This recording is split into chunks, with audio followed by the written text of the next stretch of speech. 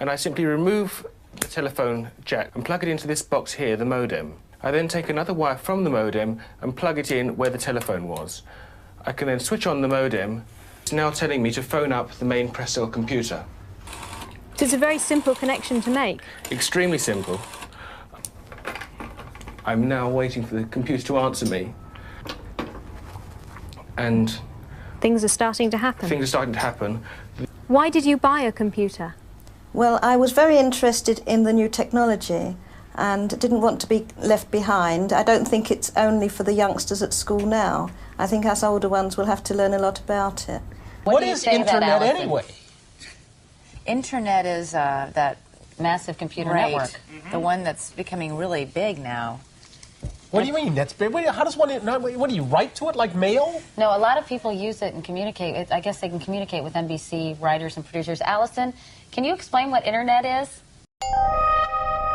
The world is in financial disarray.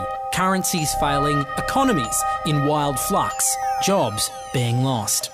But what if you could build an entirely new economy, one specifically designed for the digital realm?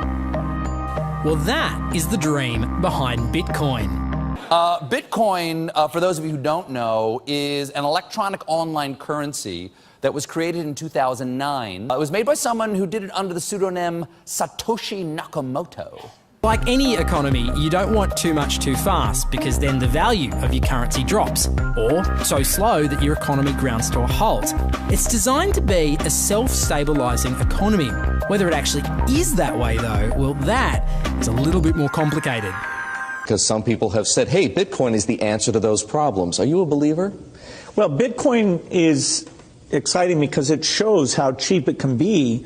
Bitcoin is better than currency in that you don't have to be physically in the same place. And, of course, for large transactions, currency can get pretty inconvenient. And what is Bitcoin? Bitcoin is a currency on the internet. I sent 100 euros worth of Bitcoin from here in Tokyo directly to you guys through this camera, through the network, through the TV, right into your home. If I had tried to do that, send you the money with a traditional bank, it would have taken several days and probably cost 30 euros. I just did it right now with Bitcoin instantly, basically for free, and didn't have to ask anybody for permission. I didn't need a bank, I didn't need a government, I didn't need anybody. I just needed myself and you and our smartphones to do it. That's the power of Bitcoin. Wall Street is fraud, America is fraud, the world is fraud, banks are fraud, central banks are fraud. We live in an era of fraud. It's all based on fraud, and they get a percentage of the fraud. That's the business model. To suggest that there is any moral or ethical aspect to anything that's going on now is to be completely naive about the fact that we live in an era dominated by financial terrorists, jihadis of banking. They're here to kill you and themselves. They believe in an ideology, not the Quran, but Adam Smith, that they completely misread and interpret as something to justify their blowing themselves up. Janet Yellen's a terrorist! Mario Draghi's a terrorist! The Central Bank of Japan is a terrorist! These are the real terrorists! Funds received. This community is switching to what they think is a better monetary system. A system in which banks are no longer needed because payments could be made directly from one person to another.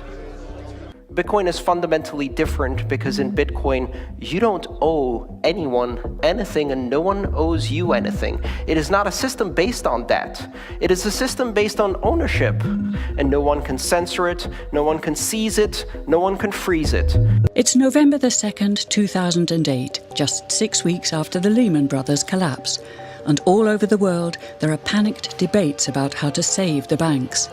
Then, on a little visited web forum for cryptographers, a document appears in which a completely new monetary system is proposed.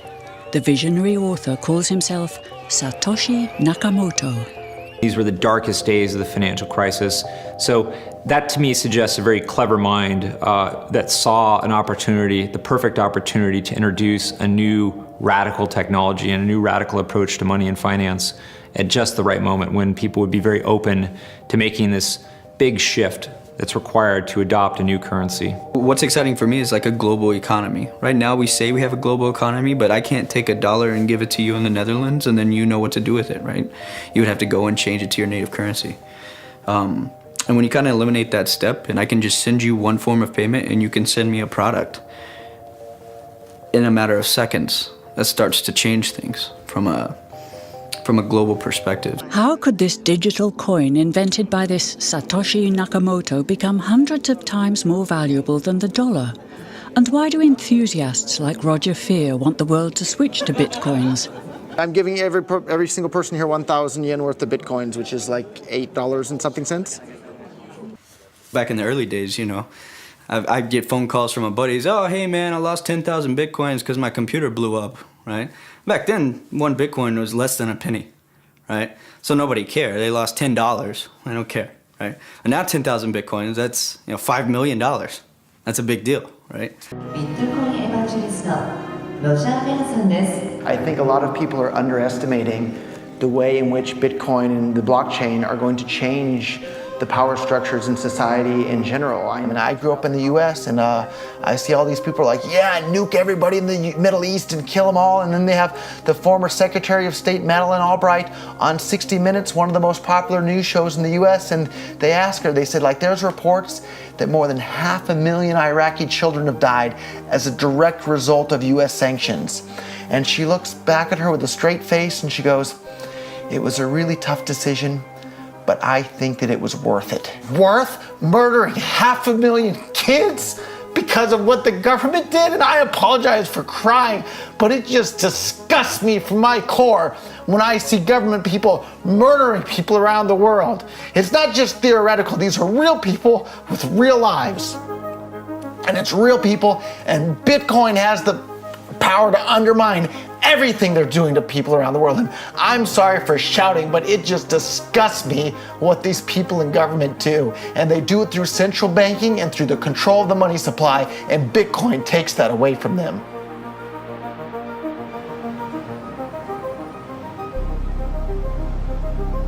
You can buy Bitcoin at the Shell station. Check it out. Good. Got $2. Hit finish. Oh. $2 Bitcoin. Just like that. From this machine. I just turned cash into digital currency.